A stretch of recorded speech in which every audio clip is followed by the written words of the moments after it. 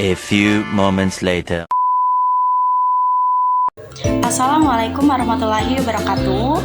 Halo semuanya, saya Jaksiliani, NIM 243031440004, Program Studi Sistem Informasi, Institut Teknologi dan Bisnis Muhammadiyah Sarolangun.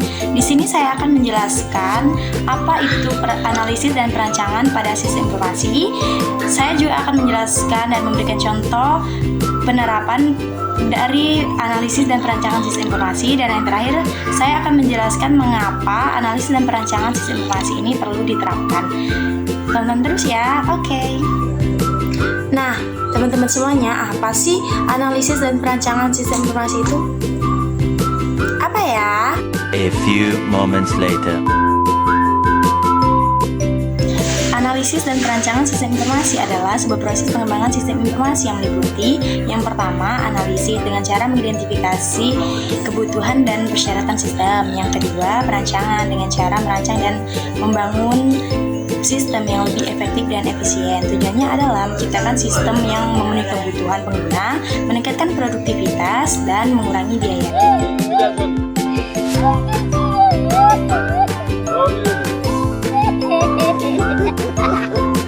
Apa sih contoh penerapan analisis dan perancangan pada sistem informasi, teman-teman? Ayo kita bahas.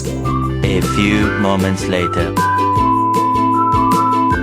Adapun 3 contoh penerapan analisis dan perancangan sistem informasi ini adalah yang pertama, penerapan di bidang akuntansi karena sangat membantu perusahaan dalam mengelola keuangan sehingga lebih efektif dan efisien. Yang kedua, di bidang manajemen rumah sakit karena sangat membantu rumah sakit dalam mengelola data, mengoptimalkan proses perawatan, dan meningkatkan kualitas pelayanan. Dan yang terakhir, penerapan di bidang sumber daya manusia karena sangat membantu perusahaan dalam mengelola data karyawan, mengoptimalkan proses rekrutmen, serta meningkatkan produktivitas karyawan.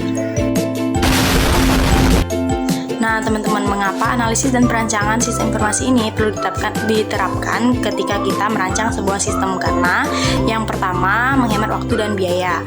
Dengan melakukan analisis dan perancangan pada sistem ini, kita bisa mengidentifikasi kebutuhan dan persyaratan sistem sehingga dapat menghemat waktu dan biaya dalam pembangunan sebuah sistem ini. Yang kedua, meningkatkan kualitas sistem. Analisis dan perancangan ini bisa meningkatkan kualitas sistem karena bisa membuat sistem yang lebih efektif, efisien, dan sesuai kebutuhan pengguna. Yang ketiga, mengurangi resiko. Dengan analisis dan perancangan sistem ini, kita dapat mengidentifikasi dan mengurangi resiko yang akan terjadi dalam pengembangan sistem. Yang keempat, meningkatkan kepuasan pengguna.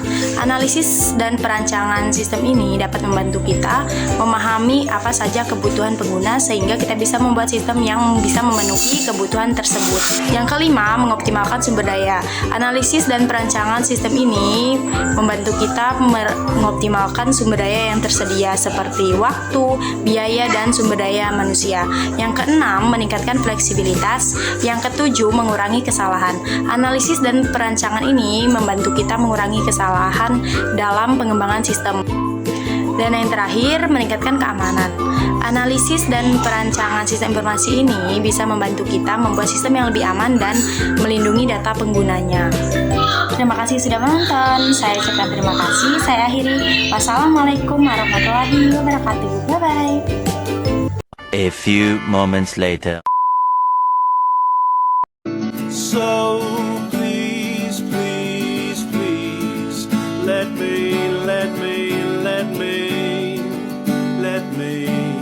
get what I want this time.